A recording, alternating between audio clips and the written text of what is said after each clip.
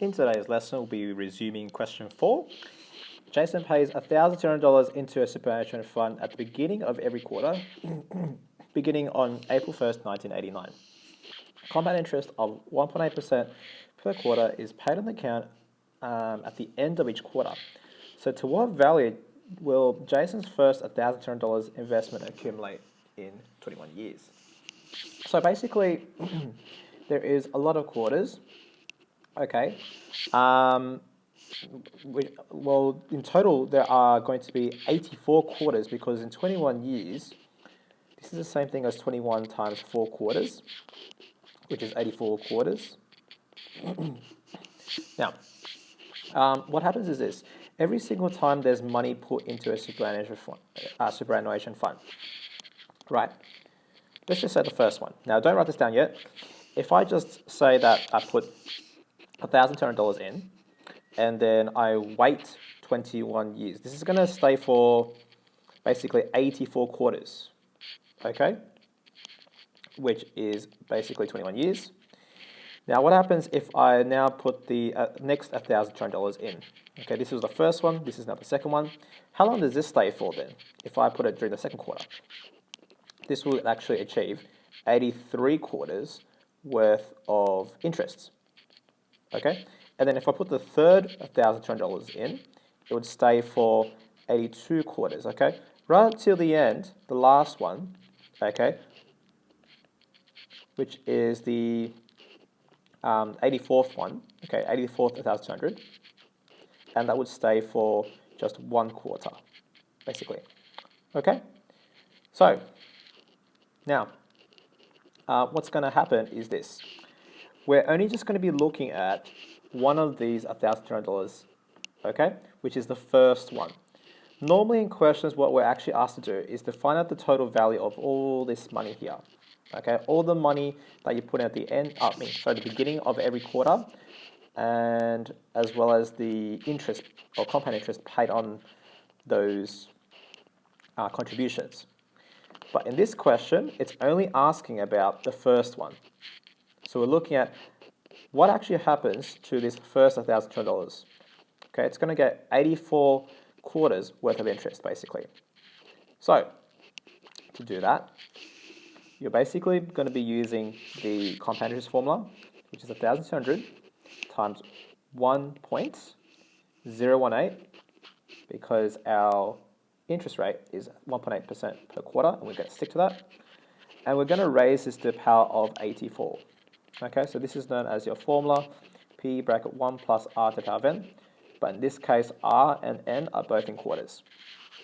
So what happens to that first $1,200 after we see some interest applied to that? We will get $5,370.251, ... So roughly speaking, it will be around $5,370.25. Okay? Now, for question B, to what is Jason's investment worth when he retires on 1st of April 2010? So notice how 2010, this date here, is basically going to be 21 years after that date there. Okay? So now it's asking for how much is the total of this worth. So what we're going to do is we're going to do A1, A2, A3, and so forth. So just letting you know, there is a bit of space here on the next page. Okay, so if you write a bit big, you can move to the next page once we're done with this page. So we're going to start off with 1,200 times 1.018, which is how much this person puts in every single quarter, and then interest is applied. So it's going to get interest. Then after the second quarter, so between the first quarter and the second quarter, this person is going to add another $1,200 in. He is then going to wait a bit of time from the first quarter to the second quarter, and this is going to gain interest. Okay, so you know what? I should write this in purple because that's what I did before. So you add $1,200 times 1.08. Those are the two processes that you repeat every single time you get to a new amount. So we multiply that 1.08 in, and we raise the power of 1.08 by 1, like so. Okay. Then for A3, we're going to do the same thing. We're going to copy down what is given in A2, right? And we're going to multiply that. Oh, no. We're going to add 1,200 to that before multiplying by 1.08. And that will get us 1,200 times 1.018 cubed plus 1,200 times 1.08 squared plus 1,200 times 1.08. And remember from before, what we did was we factorized out. I'm going to factor out of all these. And we factorized out 1,200. So that would give us 1.08 plus 1.08 squared plus 1.018, sorry. Let me just change that, did something wrong. Okay, there's a 1 there, 1 there. There we go. And the last term will be 1.018 cubed, right? So once we've done that, we can now find the sum of A84. So what happens after 84 quarters or 21 years to get to that date? So A84, we're starting off with 1,200, okay? But we're going to have 1.018 plus 1.018 squared, but plus dot dot dot, all the way up to 1.018, but raised to the power of 84, right? So we'll start off with that 1,200. The first value here is going to be 1.018, that's our A value, times the ratio or rate. It's going to be 1.018. Now this is to the power of 85. No, sorry, 84, my bad. Okay, which is this power. Minus 1 over 1.018 minus 1. And in our calculators, that will give us 235,850.8715. And there's more numbers after that. So we're going to round that to 2 decimal places, giving us a total of 235,850.87 cents. Okay? And again, you can write this stuff here if you wanted to. We're going to now do question C. So question C says, how much total interest was earned? Now just remember, what you just calculated here, this number, is all the contributions that were made. So all these $1,200 that were made every single quarter for 21 years, okay, until you reach this date. Now, this does include interest. So if we want to find out just the interest, we've got to find this amount subtracted by how many of these put into the bank. Now, 84 of these are put in, so we're going to subtract by 84 of those. So our formula for this, your interest, is your total accumulated amounts minus the principal, basically what you put in. So the amount we arrived at was 235,850.87. We're going to subtract that by the principal, which is $1,200, and we're going to multiply that by 84, like so, okay? And what that gets us is 135,050 cents. Oh, sorry, $135,050 and 0.871. Okay. Okay, I may have done a mistake there. Let me just double check. 235,850.87 minus 1,200 times 84. Oops, I should get 0.87 there. There we go. That's our answer. Okay, I'm going to move on to question 5. So, Holly pays $250 into the fund at the end of every month for a year. Compound interest of 0.75% per month is paid on the investment. I'm going to highlight that because that's important to us. At the end of the year, after the last $250 is paid, Holly decides not to invest any more money into the fund, but decides not to withdraw the money already invested. How much is in the account at the end of another year. Okay, this is a lot to take in, but the first thing I want you to notice is compared to the previous questions, where, if we just have a look very quickly over here, Jason pays this much at the beginning of every quarter. That word is very important. It's at the beginning. Whereas over here, Holly pays $250 at the end of every month. That's very important. So when I start by writing A1 actually means the end of the first month, okay? And then A2 will be end of the second month and so on. So what has actually happened after 1 month has passed, okay? All right, so you pick any month and you are now at the last day of the month. What actually happens? Holly pays $250. So it's $250, just gonna put that right in. Then, between A1 and A2, so you're now at the end of the first month over here. From the end of the first month to the end of the second month, time has gone by, a year has gone by. When a year has gone by, or actually, you know what? It's not a year, it's actually a month that's gone by from A1 to A2. So when a month has gone by, what happens is interest is paid on the investment.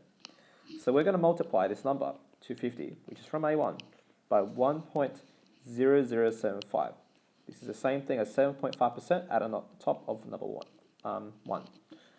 So this is just between the first and the second month, but now we're going to arrive at a time where it's the end of the second month. So at the end of the second month, $250 is paid. So we're going to add 250, like so. Then if we do A3, we're going to grab what A2's amount is, right? Now the two things that you've got to do here, as you've seen before, is multiply by 1.0075, then add 250.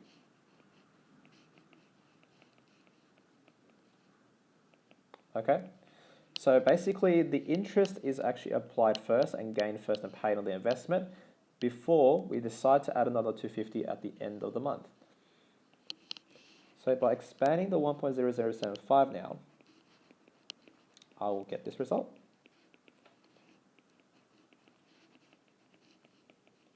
Plus 250, okay? And now what I'll do is I can factorize out 250 out of all these from the end.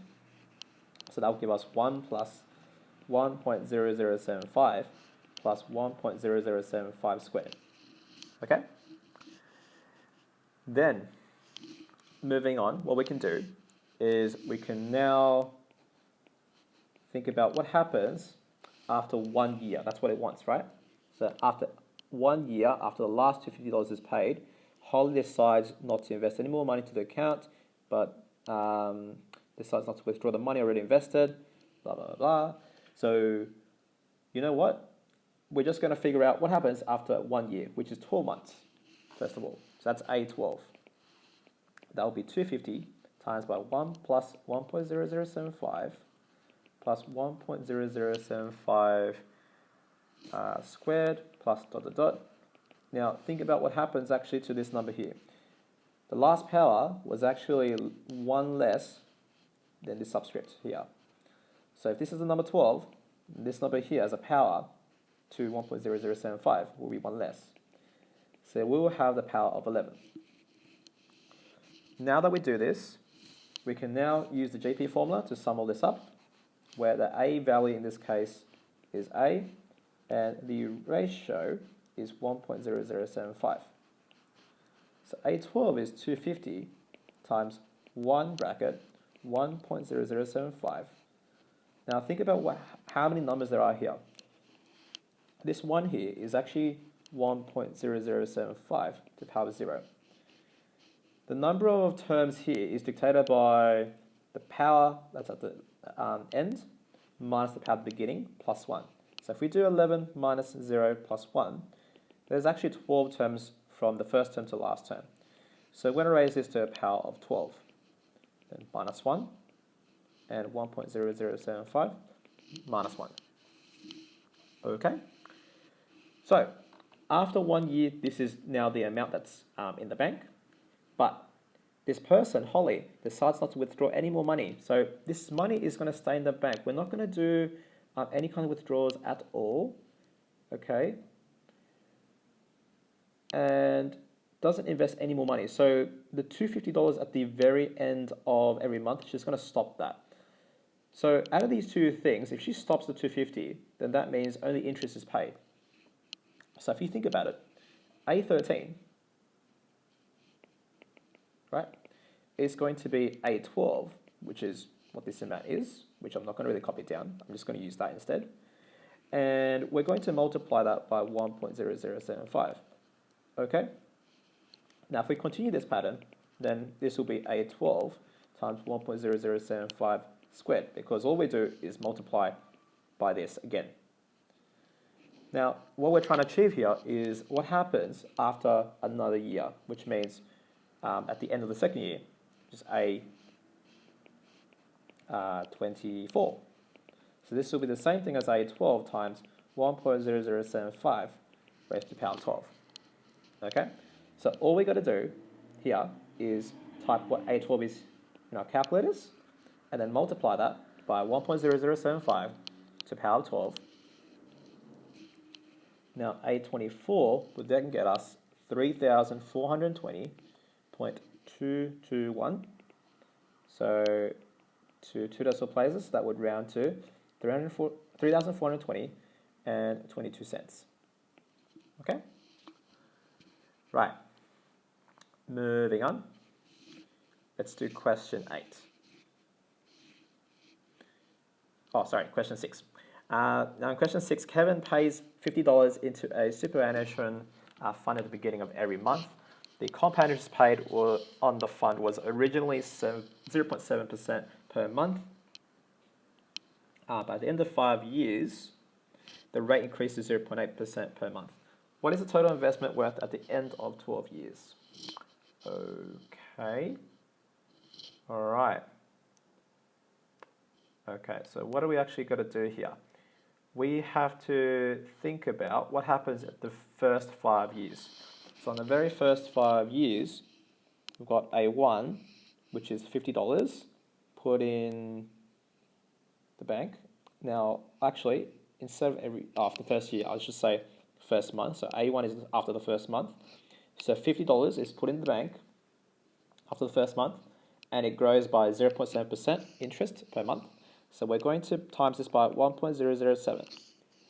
And A2 would equal to that same value, okay, but at the start of the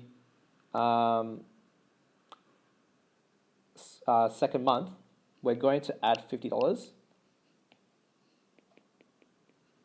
And then between the beginning of the second month to the end of the second month, we're going to increase this by 1.007. So we're going to let it gain interest. And so 50 times 1.007 squared plus 50 times 1.007. Okay, so same, exact same kind of technique as before. Then we have to do A3, which means we copy down what's in A2. We're going to add $50, followed by multiplying 1.007. So that will become 50 times 1.007 cubed plus 50 times 1.007 squared plus 50 times 1.007. Okay, now let's have a look at what we're trying to achieve here. We're trying to achieve what happens at the end of 5 years. Now, all that we'll be doing this is months. So 5 years worth of months is 60. We're going to write all the way up to a 60. Okay, but before we actually do that, let's generate a pattern where we can factorize 50 out at the end. So it'll be 1.007 plus 1.007 squared plus 1.007 cubed. Now A60 will be the same thing. Okay, we'll follow that same pattern of those 1.007s increasing up by 1 power. But the last term, okay, just be very careful. This is a 3 and that's a 3. So this is a 60. And that means the last power should also be to the power of 60. Okay? And then now we can sum this up. We can now say this is 50 times a value, which is 1.007 to the power of, times 1.007 to the power of 60. This is 60 terms from the power of 1 to the power of 60 minus 1 all over 1.007 minus 1, like that. Okay, so we've now reached this result where it tells us how much money there is in total after 5 years. But after that, the rate increased from 0.7% to 0.8% per month. So what is the total investment worth at the end of 12 years? Okay, now this is 12 years from the very beginning, which means that we have 7 years left to go from here. Okay, now if I then choose to, let's say, find A61, right?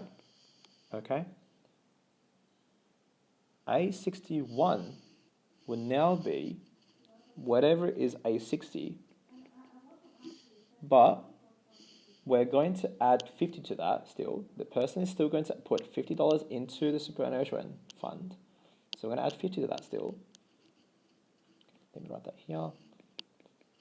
But then this whole amount is then multiplied by 1.008 instead of 1.007. And once we expand that, we get 1.008A60 plus 50 times 1.008. Okay, and we're going to keep doing this, right? Let's just do it one more time and see how we go. So we're going to get the previous value now. I'm going to do two things. We're going to add 50, and we're going to add 1.008. We're going to times the 1.008, I should say. Then we expand, so it will be 1.008 squared, 860, plus 50 times 1.008 squared, plus 50 times 1.008. Now you can kind of tell that there's going to be a pattern somewhere here. Okay, you can do A63 if you wanted to, but I'm just going to stop there. And then what I'll do is at the beginning I'll have 1.008 squared times A60, but I'm going to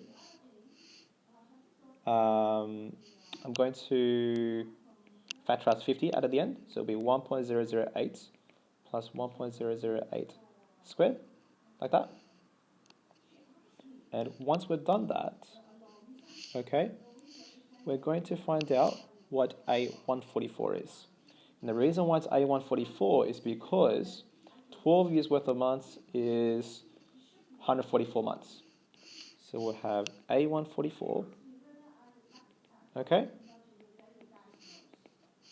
Now, we start off by doing 1.008, but you have to think about the power here. Okay, that's very important. Okay, so from A60 to 144, you're going to apply this interest of 0.8% 84 times, basically, right? Okay, then we times it by A60, okay, plus 50 times of 1.008 plus 1.008 cubed plus ... so on, all the way up to 1.008. Oh, whoops, that should be a square there. Okay, the last one here, okay, last term should be 84. Okay, so it follows exactly the power that's given here. So if this was 84, this should be 84 as well. Okay, and now what we can do is sum up the second series here given.